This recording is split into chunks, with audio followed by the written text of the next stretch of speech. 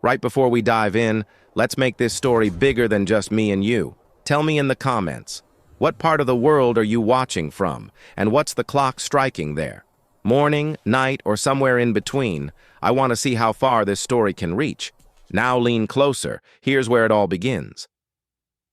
In the summer of 1989, when the Arizona desert stretched endlessly under a merciless sun and small towns survived on the kindness of strangers and the stubbornness of those who refused to surrender to time, an old garage owner learned that sometimes the family you choose matters more than the family you lose. This is the story of what happens when a broken war veteran meets a blind teenager with gifted hands, when motorcycle gangs collide with quiet dignity, and when a ramshackle auto shop becomes the unlikely sanctuary where two damaged souls discover that purpose and respect can rebuild what grief and cruelty have torn down. The Arizona desert dawn painted Jack Maddox's ramshackle garage in shades of amber and rust, transforming weathered corrugated metal and sun-bleached concrete into something approaching beauty, despite the fundamental decay that had been eating at the edges of his world for the better part of 2 decades. The building squatted in the desert like a monument to better times, its hand-painted sign reading Maddox & Son, Classic Car Restoration, with the & Son portion crudely obliterated by black paint that had been applied with the violent precision of a man trying to erase memories that refused to die quietly.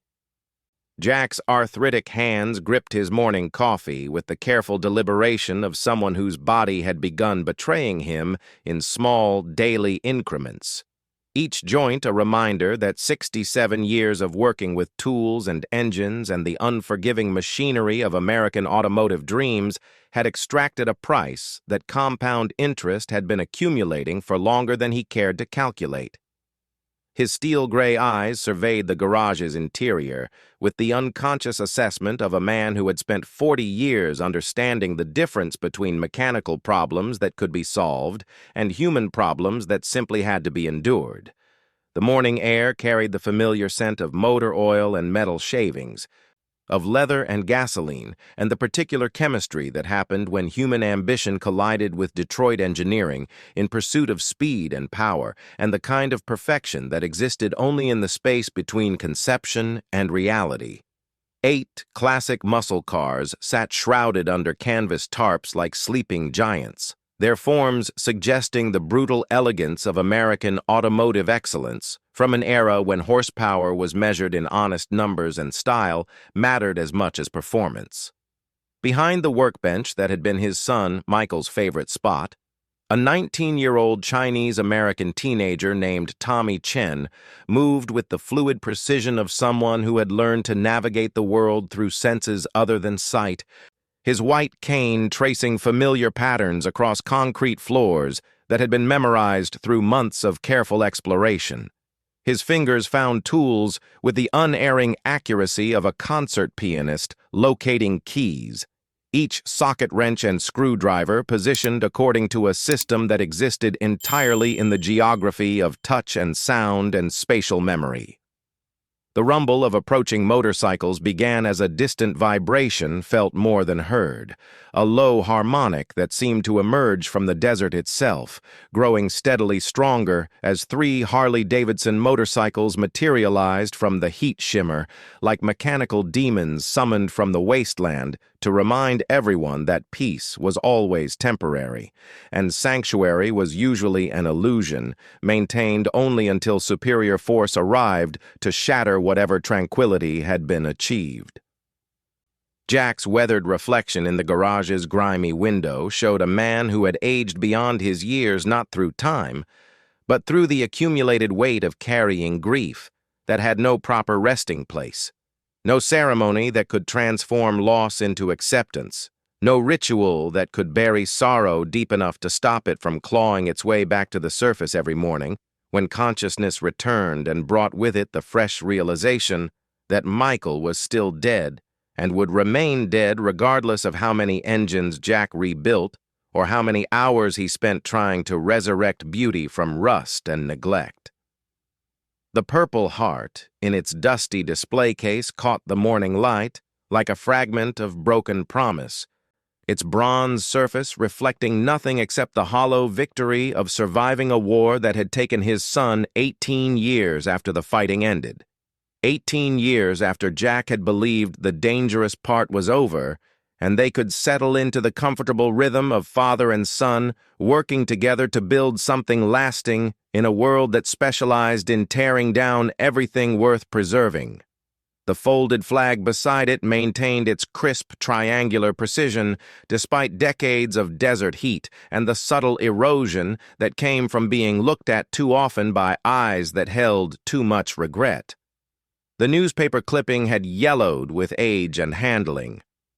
Its headlines burned into Jack's memory with the permanence of scars.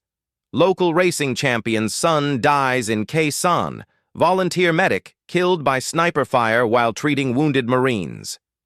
The article's careful language couldn't disguise the brutal mathematics of war or explain why a boy who had inherited his father's gift for understanding machines had chosen to fix broken bodies instead of broken engines. Why someone who could have stayed safe in Arizona working on race cars had volunteered for combat duty in a jungle that killed indiscriminately and left fathers to wonder whether different choices might have led to different outcomes.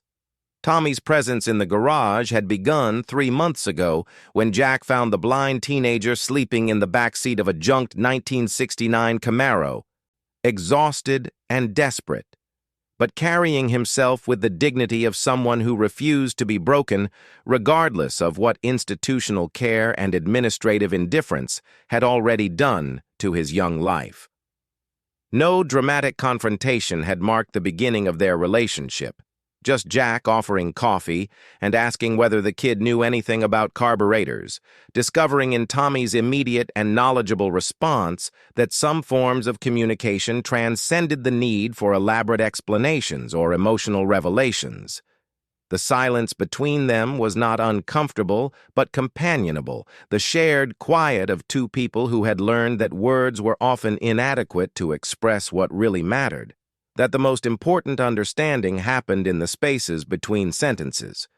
in the small gestures and mutual respect that grew between those who recognized kindred damage in each other's presence and chose to build something constructive rather than surrender to the entropy that seemed to govern most human relationships. Tommy's relationship with automotive machinery transcended normal mechanical aptitude, approaching something that resembled communion between human intelligence and Detroit engineering, a synthesis of perfect pitch and tactile sensitivity that allowed him to diagnose engine problems through sound and touch with accuracy that often surpassed visual inspection by sighted mechanics who relied too heavily on their eyes and not enough on the subtle vibrations and acoustic signatures that revealed the true condition of internal combustion systems operating at the edge of mechanical tolerance.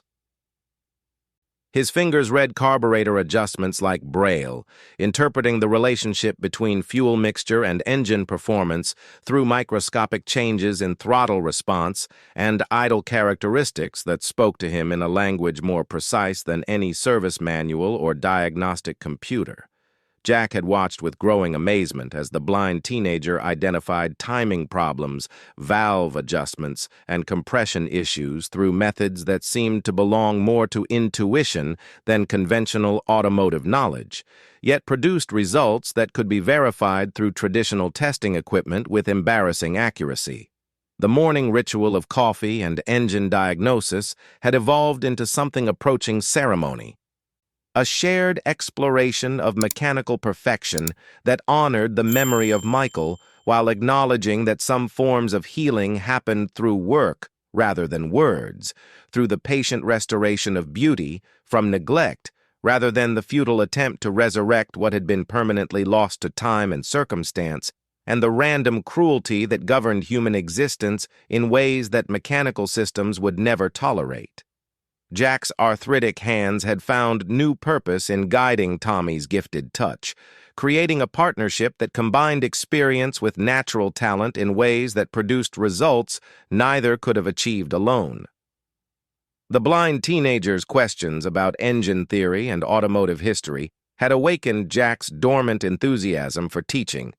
reminding him that knowledge was meant to be shared rather than buried with its possessor, that the craft skills developed over decades of working with precision machinery could find new expression through patient instruction of someone who appreciated the difference between adequate performance and mechanical perfection. The garage's 8 shrouded muscle cars represented more than transportation or investment. They were monuments to an era when American automotive engineering had achieved a brief moment of artistic expression, when designers and engineers had collaborated to create machines that combined raw power with visual elegance in ways that satisfied both practical needs and aesthetic longings. Each car carried its own restoration story, its own catalog of problems solved and beauty recovered through countless hours of patient labor and obsessive attention to detail. The Harley-Davidson motorcycles that materialized from the desert heat carried riders whose relationship with mechanical transportation had more to do with intimidation than appreciation, men who had modified their machines for maximum acoustic impact rather than optimal performance, creating rolling thunder that announced their presence with the kind of aggressive display that served to remind everyone within hearing distance that some people measured strength in terms of their willingness to disturb the peace of those who preferred quiet dignity to loud proclamation. Diesel Jackson swung his massive frame off his chopped Harley with the fluid grace of a man who had been riding since before he could legally drive, whose understanding of motorcycles was based on domination rather than partnership, on the philosophy that everything in the world, metal, flesh, law, would bend to sufficient application of force, and that negotiation was just another word for the temporary postponement of inevitable violence. His leather vest bore patches that told the story of a life lived deliberately outside the boundaries that contained lesser men, symbols that spoke of allegiances formed in prison yards and maintained through blood oaths that transcended normal social contracts. His eyes were the pale blue of winter sky reflected in ice, cold and empty of anything that might be mistaken for human compassion or recognition of other people as anything more than obstacles to be removed or resources to be exploited depending on their usefulness to his immediate purposes. Those eyes had looked at too many victims without flinching, had supervised too much violence without registering anything except professional assessment of how much pressure would be required to achieve the desired compliance from those too weak to resist effectively. Snake and Razor flanked their leader with practiced efficiency, their formation speaking of experience gained through years of running down prey, of understanding the mathematics of intimidation and the precise application of threat necessary to achieve submission without having to resort to the kind of spectacular violence that attracted unwanted attention from territorial law enforcement agencies that preferred to maintain the illusion of order without having to confront the reality of predators who operated with impunity in the spaces between official oversight. Tommy's reaction was immediate and visceral, his 19-year-old body going rigid with the kind of fear that came from institutional experience rather than imagination. The terror of someone who had learned to recognize the specific sounds that preceded violence and had developed survival instincts that allowed him to navigate situations where protection was never guaranteed and safety was always conditional on the goodwill of those who held power over those who possessed nothing except their willingness to endure whatever cruelty was deemed necessary to maintain order. Diesel's assessment of the garage's potential value was conducted with the professional expertise of someone who had spent years identifying opportunities for profit through the systematic exploitation of those too weak or isolated to resist effectively, whose understanding of economics was based entirely on the principle that ownership belonged to whoever possessed sufficient force to defend their claims against those who might try to take what they wanted through legal or illegal means. The shrouded muscle cars represented wealth that could be converted into cash through channels that operated outside normal commercial transactions. His casual racism toward Tommy carried the particular venom of someone who had learned to categorize human beings according to their perceived vulnerability rather than their individual worth. who saw blindness as pathetic weakness rather than a condition that had forced the development of compensatory skills that often exceeded normal human capability in specialized areas.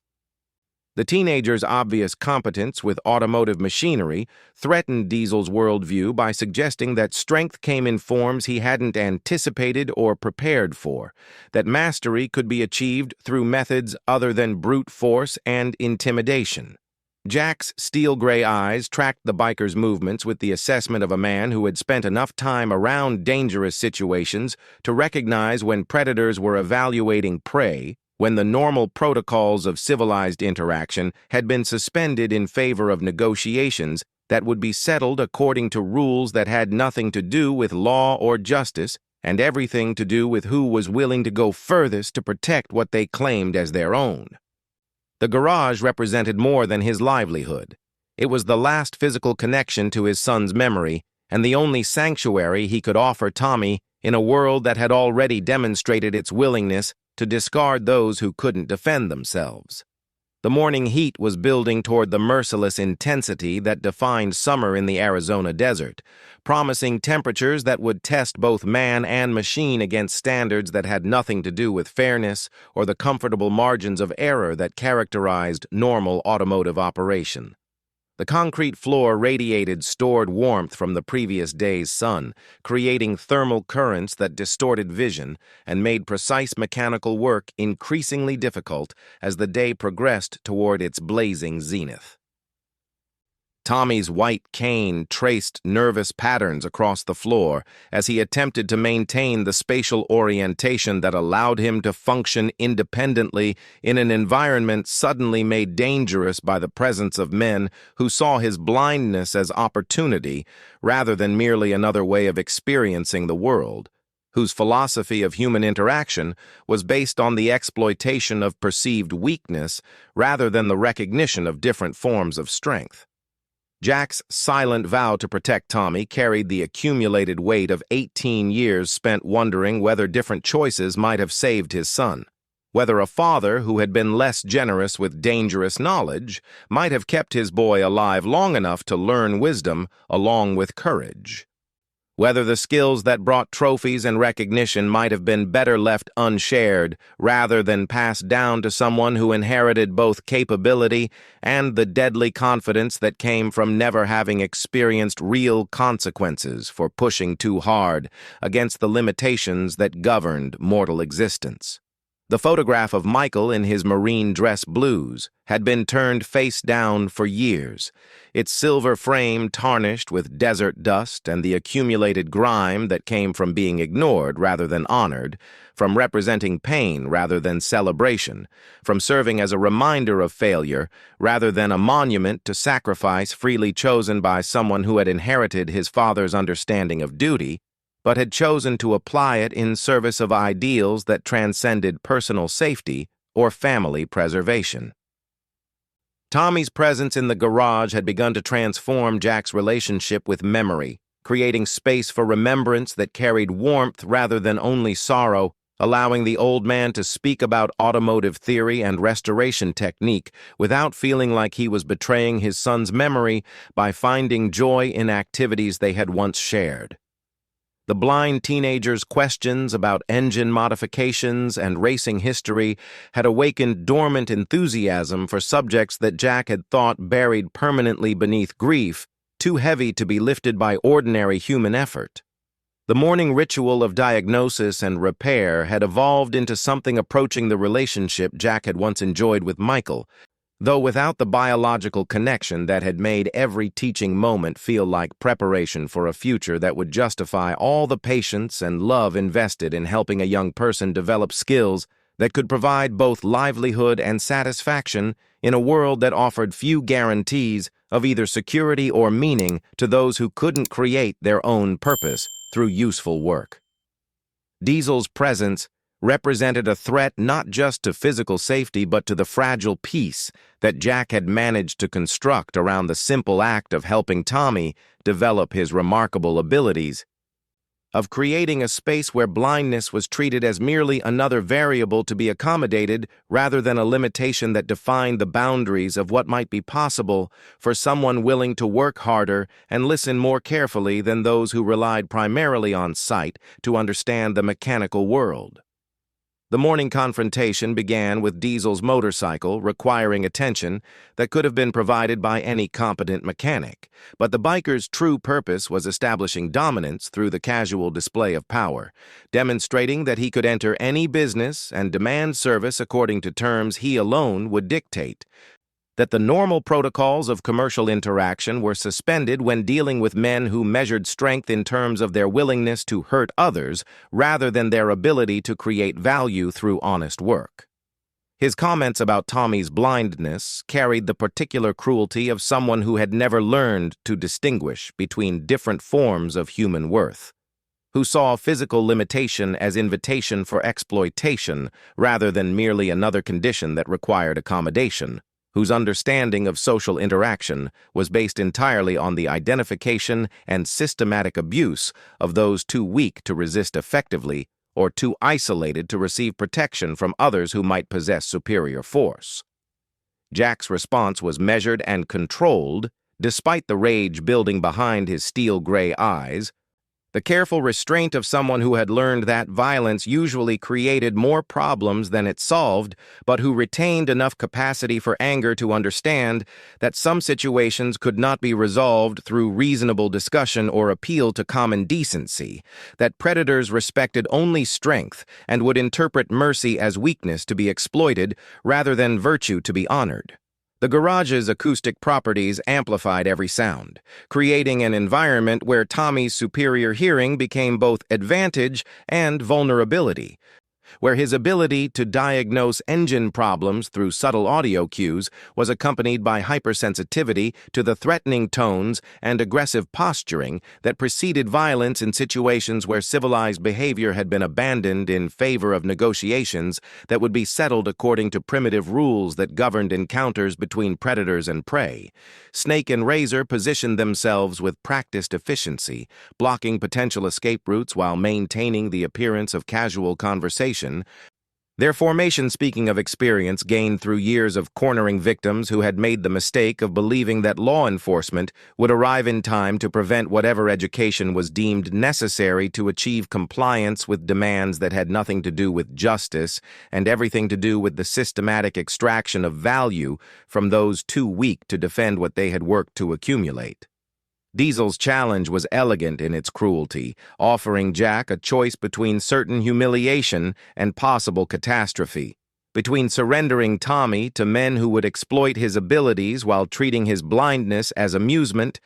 or risking both their safety on the teenager's capacity to demonstrate skills that transcended normal mechanical aptitude under conditions designed to maximize the possibility of failure and the consequences that would follow from inability to meet impossible standards. "Here's how this works, old man," Diesel said, his voice carrying the patient tone of someone explaining simple facts to a slow child, the condescending clarity of a predator who had never doubted his ability to impose his will on whatever situation he encountered through the application of superior force and absolute ruthlessness. "Your miracle boy tunes my bike by sound alone. No looking, no touching anything except what's necessary to make adjustments. Just listening and fixing what every shop from here to Phoenix has screwed up." The terms were designed to be impossible, requiring Tommy to diagnose and correct problems he couldn't see in an engine he had never examined, working under the pressure of knowing that failure would result in consequences that extended far beyond simple embarrassment or financial loss, that the wrong adjustment or misdiagnosed issue would provide justification for violence that had been predetermined regardless of the teenager's actual performance or the quality of work he might produce. Jack's arthritic hands clenched involuntarily as he calculated the odds of success against the certainty of disaster if they refused to participate in Diesel's twisted demonstration, understanding that the biker's proposition was less about testing Tommy's abilities than about creating a justification for taking what he wanted through methods that allowed him to maintain the pretense that his victims had been given a fair chance to avoid the consequences of their own inadequacy. Tommy's response was immediate and unexpected, his voice carrying quiet confidence rather than the fear that Diesel had anticipated. The calm certainty of someone who had spent months learning to trust his abilities, despite a world that consistently underestimated what blind people could accomplish when given the opportunity to demonstrate skills that transcended conventional expectations. "I can do it, Mr. Jack. I know engines." Jack's internal conflict crystallized around the recognition that this moment represented more than a simple test of Tommy's mechanical abilities.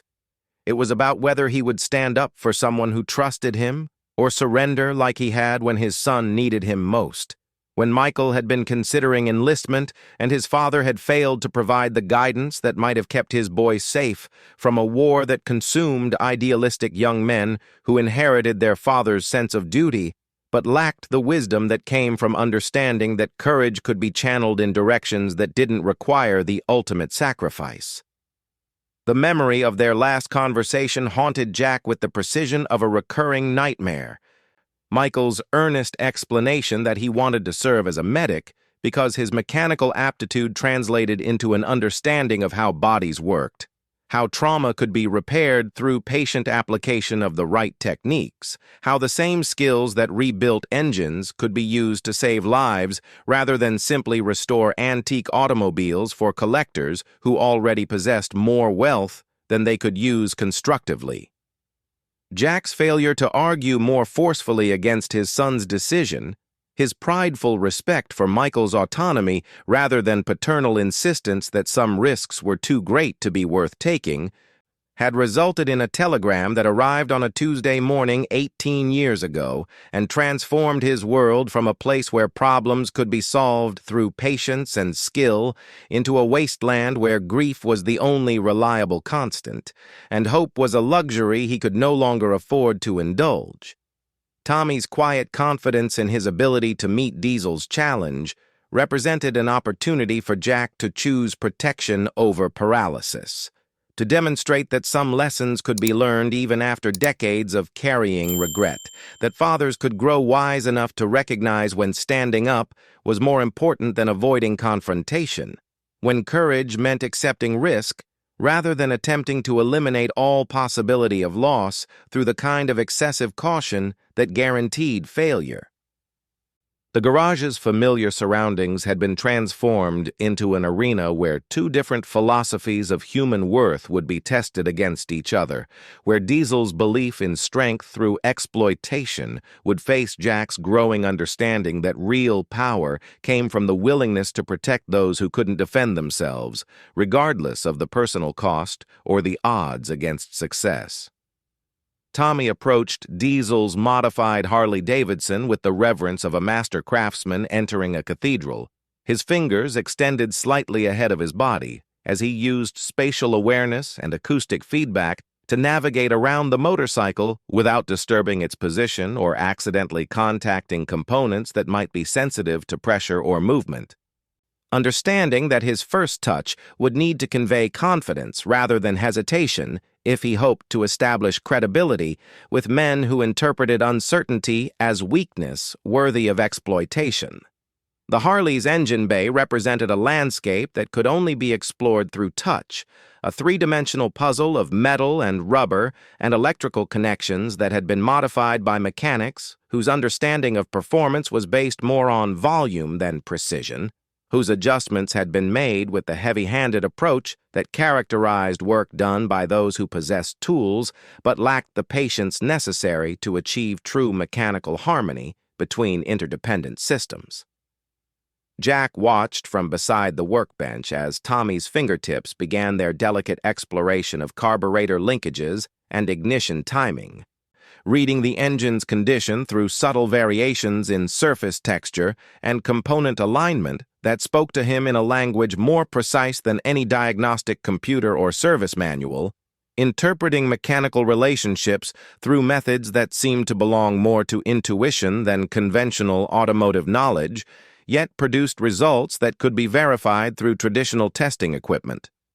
The morning heat was building steadily as the sun climbed toward its merciless zenith, promising temperatures that would transform the concrete floor into a thermal mass capable of radiating stored energy with enough intensity to make precision work increasingly difficult. Yet Tommy seemed unaffected by environmental conditions that might have distracted sighted mechanics from the subtle feedback necessary to diagnose complex problems through touch and sound alone. Diesel's green eyes tracked every movement with predatory intensity, searching for signs of uncertainty or incompetence that would justify the violence he had planned regardless of Tommy's actual performance, understanding that the challenge had been designed to fail, but hoping to identify specific moments of weakness that could be exploited to maximum effect when the time came to demonstrate what happened to those who attempted to resist his authority through appeals to skill or dignity. Jack's decision to start the 8 classic muscle cars shrouded throughout his garage was made without conscious deliberation. The instinctive response of a man who had spent 40 years understanding that sometimes the most eloquent arguments were made through demonstration rather than words, that mechanical perfection spoke in a language that transcended cultural differences and commanded respect even from those who usually measured worth in terms of their ability to take what they wanted through force. The 1969 Dodge Charger RT came to life with a rumble that seemed to emerge from the earth itself, its 440 cubic inch V8 engine producing the kind of controlled thunder that announced serious horsepower without the crude loudness that characterized machines built for intimidation rather than performance. Each cylinder firing in perfect sequence to create a harmonic that spoke of precision engineering and patient restoration work that had achieved the mechanical perfection Detroit's designers had originally envisioned. The 1970 Plymouth Cuda answered with its own voice, the 340 small blocks higher-pitched note harmonizing with the Charger's bass rumble to create automotive music that filled the garage with sound waves that could be felt as much as heard, vibrations that spoke to something primal in human appreciation for controlled power and the achievement of harmony between man and machine that transcended mere transportation to become something approaching art. 6 more engines joined the symphony as Jack moved methodically from car to car, each ignition adding another voice to a chorus that demonstrated the difference between adequate performance and mechanical excellence, between machines that simply ran and automobiles that had been restored to specifications that exceeded original factory standards through countless hours of patient labor and obsessive attention to detail that honored both the designer's original vision and the craftsman's commitment to perfection.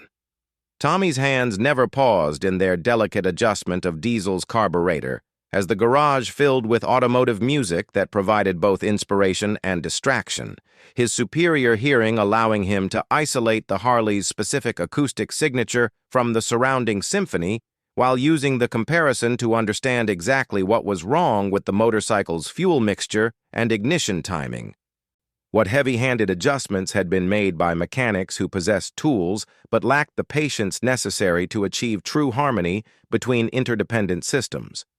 As Tommy worked with surgical precision on Diesel's motorcycle, Jack found himself speaking about Michael for the first time in 18 years, the words coming slowly at first, and then with increasing fluency as the sharing of memory became a form of healing, rather than reopening wounds that had never properly closed, allowing him to honor his son's life rather than focusing exclusively on the circumstances of his death. "He had hands like yours," Jack said quietly, his voice barely audible above the symphony of perfectly tuned engines that surrounded them, carrying the weight of years spent in silence rather than celebration, of grief that had been hoarded rather than shared, of love that had been buried along with the person who had inspired it rather than being allowed to find new expression through the teaching of skills that could honor memory while serving present needs. The story emerged in fragments as Tommy continued his delicate adjustments, Jack's narrative weaving between technical observations about the teenager's diagnostic methods and memories of Michael's eager questions about automotive theory, his natural aptitude for understanding the relationship between mechanical systems, his inheritance of his father's gift for seeing beyond surface appearances to the underlying principles that governed internal combustion engines, and the countless smaller components that transformed raw materials into machines capable of transcending ordinary transportation. Tommy listened with the complete attention of someone who understood that he was being trusted with something precious, that Jack's willingness to share memories of his son represented a gift that couldn't be repaid, but could be honored through careful listening and the recognition that some stories were sacred, not because they ended happily, but because they revealed truth about love and loss and the complicated relationship between teaching and letting go. The Harley's engine note began to change as Tommy's adjustments took effect. The rough idle smoothing into the kind of mechanical purr that spoke of perfect fuel mixture and precise ignition timing, of carburetor settings that had been achieved through patient listening rather than heavy-handed trial and error, demonstrating skills that transcended normal mechanical aptitude to approach something that resembled communion between human intelligence and Detroit engineering. The mathematics of mastery and the physics of respect. Diesel's growing amazement at Tommy's diagnostic abilities was evident in his changing posture and the way his predatory confidence began to give way to something approaching professional respect. His understanding of the challenge shifting from simple intimidation to genuine curiosity about how a blind teenager could achieve results that sighted mechanics with decades of experience had failed to produce, how superior hearing and tactile sensitivity could compensate for visual limitations in ways that actually exceeded normal diagnostic capability. The transformation of his Harley from rough-running machine to mechanical perfection was happening in real time as Tommy made microscopic adjustments to carburetor screws and ignition timing, each small change producing immediate feedback that guided the next modification, creating a feedback loop between human intelligence and mechanical systems that achieved the kind of precise tuning that required both technical knowledge and intuitive understanding of how internal combustion engines responded to environmental variables. Snake and Razor watched their leader's reaction with confusion that bordered on concern, understanding that Diesel's original plan was being complicated by the teenager's obvious competence, that their simple intimidation operation was evolving into something more complex that might require adjustments to their usual methods of dealing with victims who possessed skills or resources that could prove useful rather than merely valuable for immediate exploitation through violence or theft. Jack's steel-gray eyes tracked every nuance of the developing situation as he recognized that Tommy's demonstration of mastery was shifting the balance of power in ways that none of them had anticipated, that skill applied with sufficient expertise could command respect even from men who usually took what they wanted without regard for the dignity or rights of those too weak to resist effectively. That excellence in any field carried authority that transcended normal social hierarchies. The garage's acoustic properties amplified the Harley's improving engine note, creating an environment where everyone present could hear the difference between adequate performance and mechanical perfection, between the rough approximation that most mechanics achieved and the precise harmony that Tommy was coaxing from components that had been misadjusted by heavy-handed technicians who possessed tools but lacked the patience necessary to achieve true optimization of interdependent systems. When Tommy stepped back from the Harley and wiped his hands on a shop rag with the satisfied gesture of someone who had completed work that met his own exacting standards, the motorcycle's engine purred with mechanical contentment that had been absent for months, its idle smooth and steady as perfectly balanced fuel injection and precise ignition timing created the kind of harmonic that spoke of internal systems working in complete harmony with each other. Diesel's face showed the grudging amazement of a predator who had encountered prey that refused to behave according to familiar patterns, who had been forced to acknowledge skill that transcended physical limitations in ways that challenged his fundamental assumptions about the relationship between weakness and worth, between disability and capability, between those who deserved respect and those who existed only to be exploited by those strong enough to take what they wanted. "Kid's got magic in his hands," Diesel admitted, his voice carrying the reluctant respect of someone who had spent years believing that strength could only be measured in terms of the willingness to hurt others, who was being forced to recalculate his understanding of what constituted real mastery in a world where technical excellence could command attention, even from men who usually solved problems through application of superior force rather than superior skill. Jack's response carried decades of hard-won wisdom and the quiet authority that came from having recognized truth when he encountered it, from understanding that Tommy's abilities represented something more valuable than mere mechanical aptitude, something that deserved protection and cultivation rather than exploitation by those who couldn't distinguish between opportunity and responsibility. "He's got something better than magic," Jack said quietly. "He's got purpose."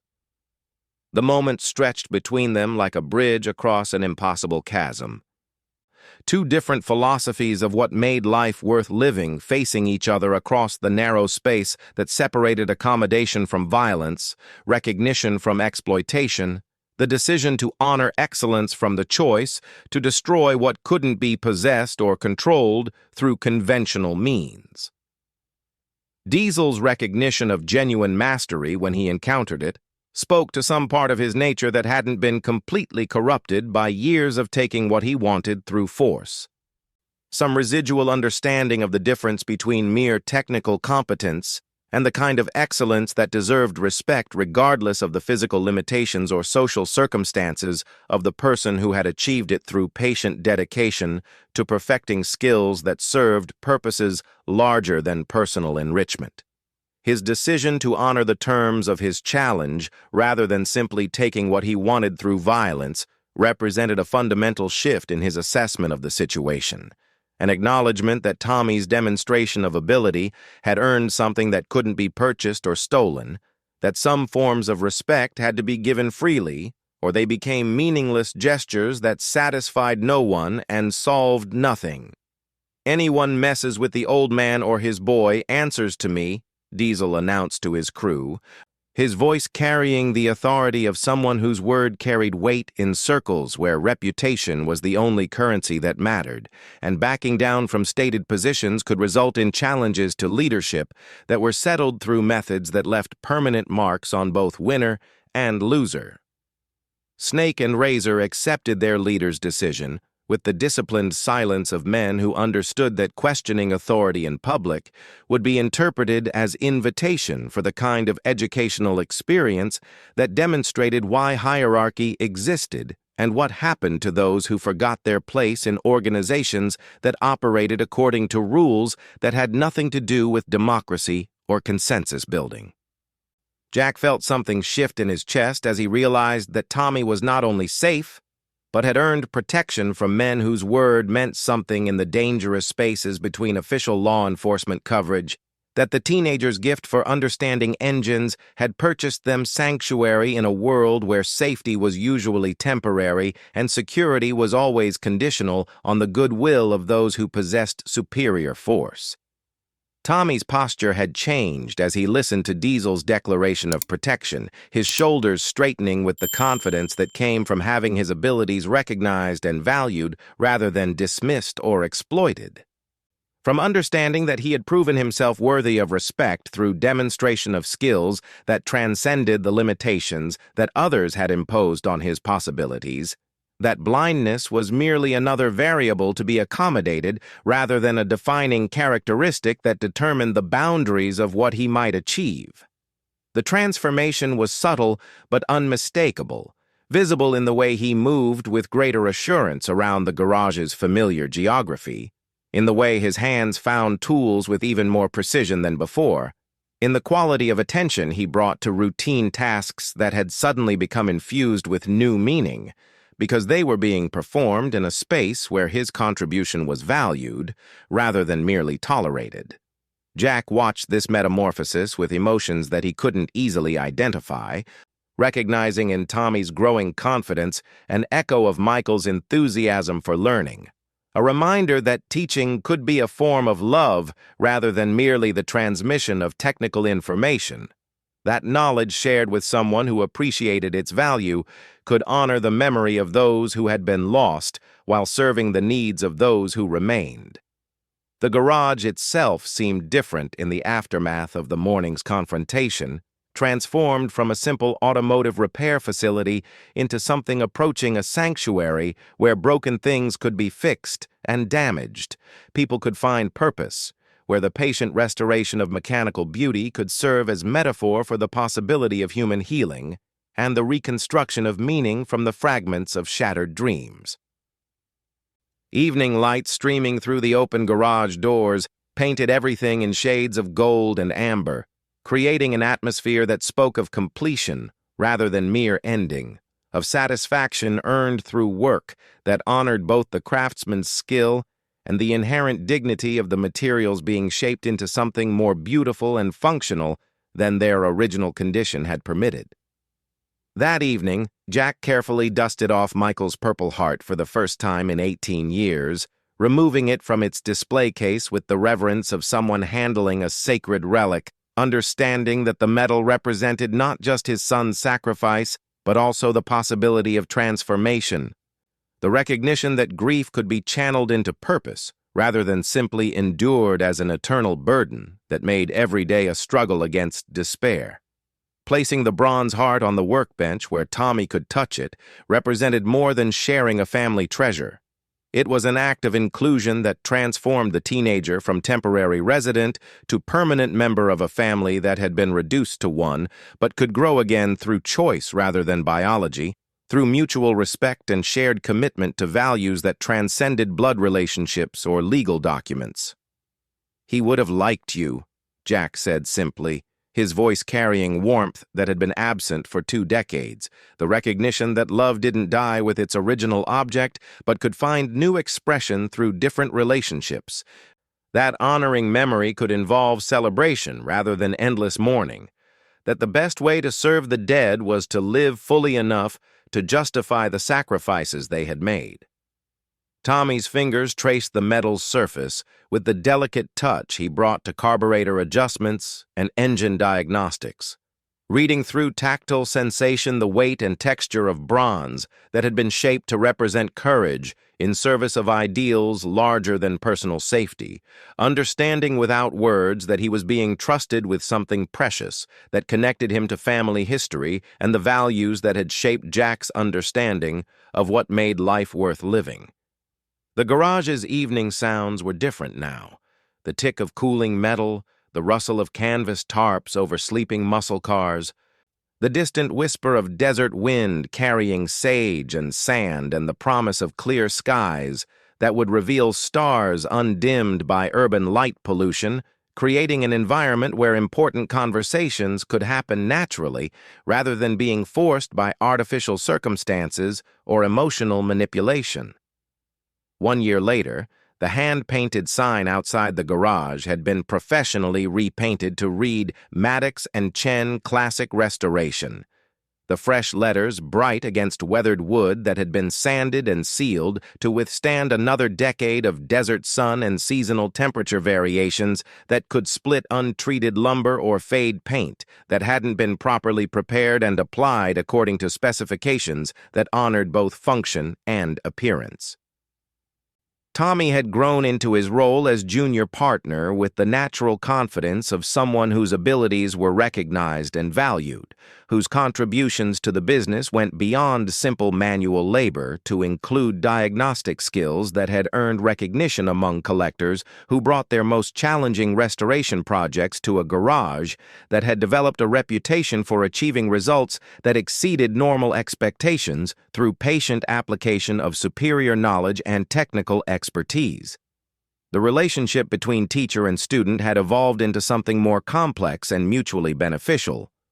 with Jack providing experience and business knowledge, while Tommy contributed energy and technical insights that came from approaching familiar problems from perspectives that hadn't been considered by mechanics who relied primarily on sight to understand automotive systems, creating a synthesis of different approaches that produced innovations neither could have achieved alone.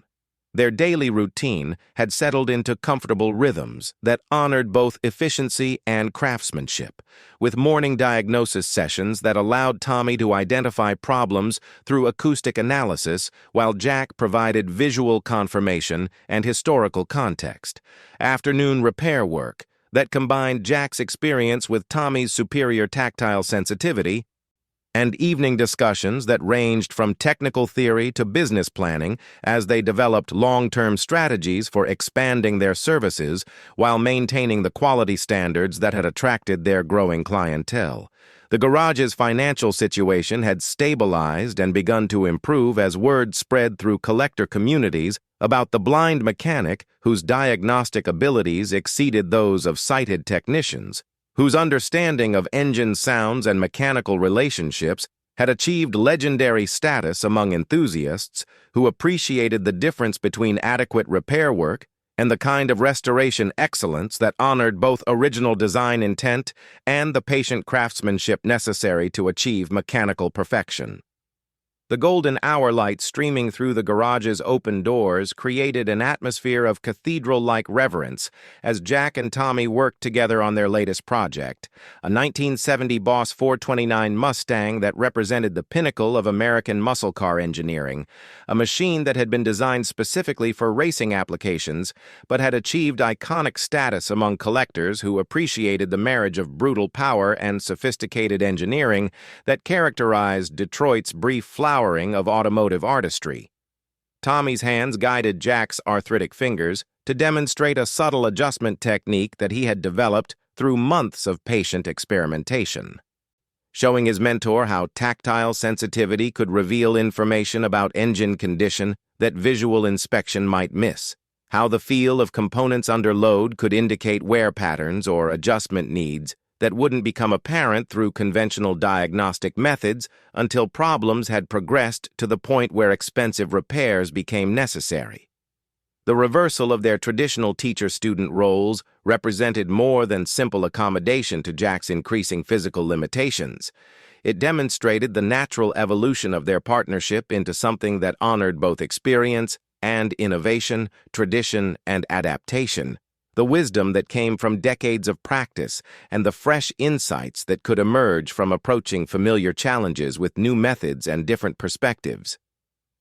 Their conversation moved seamlessly between technical discussion and personal reflection as they worked, with Jack sharing stories about the muscle car era's golden years, while Tommy described the acoustic signatures that allowed him to identify specific engine modifications without visual confirmation, creating a dialogue that honored both historical context and contemporary innovation in ways that enriched their understanding of automotive culture and mechanical excellence. The Mustang's engine bay represented a masterpiece of engineering complexity that required both knowledge and intuition to restore properly, with interdependent systems that had been designed to work together in achieving performance levels that pushed the boundaries of what was possible with production car technology, creating challenges that demanded both technical expertise and artistic sensibility from those attempting to achieve perfect restoration. Chapter 20. The Sound of Completion and the Promise of Forever. Tommy's question about the mysterious project car that Jack had been secretly preparing came as they were cleaning their tools after completing the Mustang's engine rebuild, his superior hearing having detected the subtle sounds of work being performed in the garage's back corner during hours when he had assumed his mentor was simply organizing parts or catching up on paperwork that didn't require his assistance. The 1969 Camaro SS that Jack revealed had been restored to specifications that exceeded original factory standards, its rally green paint gleaming under fluorescent lights that had been positioned to eliminate shadows and provide optimal working conditions. its chrome bumpers and trim pieces polished to mirror brightness that reflected the love and attention that had been invested in every detail of its reconstruction, from rust and neglect to automotive perfection. "Who's it for?" Tommy asked, his voice carrying the curiosity of someone who had learned to read Jack's moods and motivations through subtle vocal cues and behavioral patterns, understanding that this particular project carried emotional significance that went beyond normal restoration work, that the care invested in its completion represented something more personal than commercial considerations or technical challenge. Jack's smile carried warmth that had been absent for 20 years as he watched Tommy's face light up with understanding, recognizing in the teenager's expression the same joy that Michael had shown when receiving his first car, the same appreciation for mechanical beauty and automotive excellence that connected past and present in ways that honored memory while embracing possibility. "Figured every master mechanic needs his own ride," he said quietly. The moment of realization transformed Tommy's features as he understood that the Camaro represented more than transportation. It was recognition of his place in the garage's continuing story, acknowledgement that he had earned not just employment, but inheritance, that his skills and dedication had purchased him membership in a family that measured worth through contribution rather than biology, through shared values and mutual respect rather than legal documents or blood relationships. The camera pulls back through the garage's open doors as the sun sets over the Arizona desert, painting the sky in shades of fire and gold that transform the harsh landscape into something approaching beauty, revealing the garage as an island of light and purpose in the vast emptiness that surrounds it. A sanctuary where broken things find healing and damaged souls discover that purpose and respect can rebuild what grief and cruelty have torn down, proving that sometimes the most valuable things we can give aren't things at all. Their purpose, respect, and the chance for someone to discover they're capable of more than the world told them was possible.